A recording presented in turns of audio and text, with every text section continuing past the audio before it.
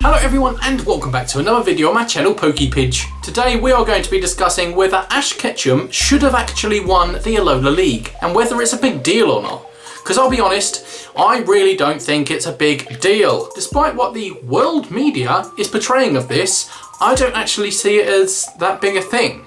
I'm going to tell you some reasons why. We're going to have some pros and some cons into Ash winning the Alola League, and hopefully I'm going to try and prove to you that he might not have earned it. Without further ado, let's get straight into it. First of all, Ash won a regional league. Pro? I mean, that in itself is impressive, I will give you that. He hasn't won one up until now. He got to the final of the Kalos League, but has never won a regional league. Apart from the Orange Islands League, but that wasn't an official, get 8 gym badges. That was complete for, essentially, trials, actually. Speaking of 4 trials, you have to beat Island Kahunas in the Generation 7 game. All 4 of them. And Ash actually did do this. Another pro. And even though in the games you have to beat the 4 Island Kahunas to take part in the Alola League, the anime portrays this a little bit differently. The entry requirements for the Alola League in the anime are nothing. You need nothing to enter this league. You could rock up with a level 2 Rattata and that's it. You'd be entered. You'd lose, obviously, but you'd enter. So Ash has won a regional championship that doesn't have any entry requirements. So the opposition are obviously weaker. Con. Also, the Alola League in the anime is built on a new ground. Therefore, it's a new Alola League and it has no reigning champion. So there was no one for Ash to beat. You don't really take on reigning champions in the game, however the regions do have their reigning champions, Cynthia, Steven, that sort of thing. But there wasn't one in this. So not only were there no entry requirements, meaning weaker trainers, there were no reigning champions, so that also has to be a con. And like I say, this is a new location. The old location is atop Mount Lanakilla, which is where you can battle the Elite Four in the game. However, this is now obsolete and defunct, and for some reason it's not in use. So, why is that? I mean, we use it in the game, so they've just made up a storyline to create a new league for some reason. Con. And may I just point out that Island Kahunas are exceptionally pointless if you can just enter the competition without any entry requirements. What is the point of having them? I know at some point in the future they'll make more sense because this is the first year and I'm assuming, the next time there's an Alola League, they'll need to be, able to have beaten all 4 Island Kahunas. But right now, what's the point of them? Why were they there initially? Why were they there before the Alola League needed them to be there? And also, Kahili is an Elite Four member in the games. However, in the anime, she was knocked out exceptionally early on. What is the point of having her as an Elite Four member in the game if she is going to be a weak trainer in the anime? Not good. But let's go back to Ash and have a look at the Pokemon he caught on his journey. For example, he caught a little Rockruff. Yeah, it's pretty cool. Nothing special about that, but yeah, nice. However, this then evolved into the Dusk form Lycanroc, an exceptionally rarely seen Lycanroc. That's pretty cool. We'll put that on the tick pile. Also, Ash befriended a Litten when there was an actual Pokemon death.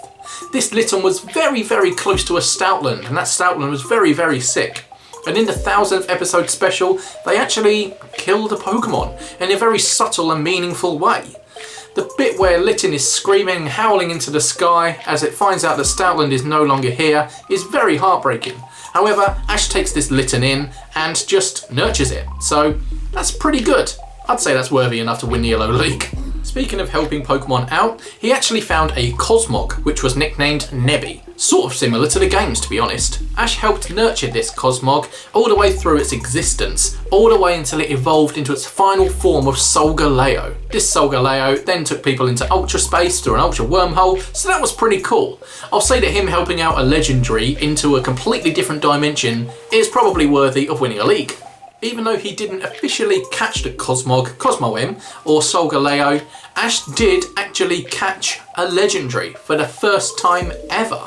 Not only that, he has registered 4 Legendary Pokemon into his Pokedex. That is incredible. If that's not worthy of a champion's performance, then I don't know what is. I mean, he managed to obtain a Meltan, and in the Alola League story arc that evolved into a Melmetal, he obtained a Poipole, and then that evolved somewhere else into a Naganadel, I think I've pronounced that correctly, and then that came back through an Ultra Wormhole, again during the Alola League arc, and helped him out in his battles. That's 4 legendaries registered in a Pokedex. Not bad at all. Although saying this, Ash did only register 9 Generation 7 Pokemon in that Pokedex. That is 10.2% of all Generation 7 Pokemon. Just 10%. Talk about gotta catch 'em all. No.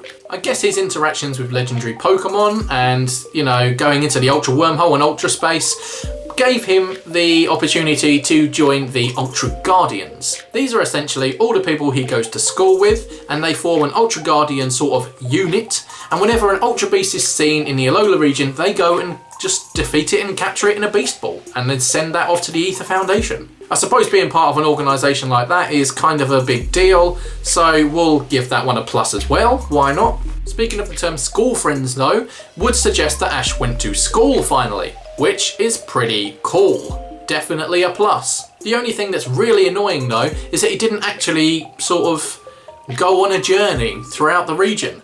They stayed in Mele Island around Holy City, in Kukui's house, believe it or not, and then whenever they went off to another town, they literally just travelled there and travelled back, all in the same episode. And it was a little bit of a cop-out. I'd have preferred Ash to actually explore the regions like you do in the games, and like he's done in every other generation, and that would have been pretty cool. So I'm going to put that one down as a bad side. So at the end of all that, looking at the numbers, maybe Ash did deserve to win the Alola League. Maybe he has done quite well. Maybe I was quick to judge just because it's a new league. Just because it's new doesn't necessarily mean that it's bad. He's won an Alola League. He's a reigning champion somewhere. That's pretty good. I've surprised myself with these findings. What do you guys think? Do you think Ash deserved it or not? Let me know in the comments below. I really do want to hear from you on this one. This is a purely discussion-based video, so all the discussing you can give me, on point. If you've liked the video and you've got this far into it, you must have done so. Like, share, subscribe, wherever you want to. Please do keep up with the channel. But until next time, I'll see you guys later.